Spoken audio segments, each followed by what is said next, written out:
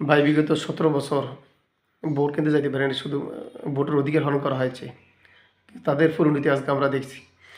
আর এখন কেউ যদি চিন্তা করেন যে ভোট কেন্দ্র দখল করে সৈয়দ হাসিনার মতো আবার একটা 24 তৈরি করবেন, সেটাই সেই চিন্তার মাথা থেকে ফেলে দেন। কোনো সভ্য ঘরের সন্তান, কোনো প্রকৃত মানুষ, কোনো আদর্শ সন্তান, আদর্শ রাজনীতিবিদ সেটা করতে পারে না। ভালো বংশের সন্তান এটা করতে পারে না। এই জন্য কেন্দ্র দখল করবেন এত সহজ না, দুনিয়াটা এত সহজ নয়। শরীরে এক ফোঁটা রক্ত থাকতো কেন্দ্র দখল হতে দেওয়া হবে না ইনশাআল্লাহ। সত্যের পক্ষে আছি, লড়ে যাব ইনশাআল্লাহ শেষ পর্যন্ত। সেই জন্য কেন্দ্র দখল করে নয়, সত্যের সাথে প্রত্যেকের ভোট যেন প্রত্যেকে দিতে পারে, ন্যায্য ভোটটা যেন সে নিজে বুক ফুলে দিয়ে আসতে পারে সৎ সাহস নিয়ে, সেই ব্যবস্থা করা আমাদের সকলের জন্য কর্তব্য।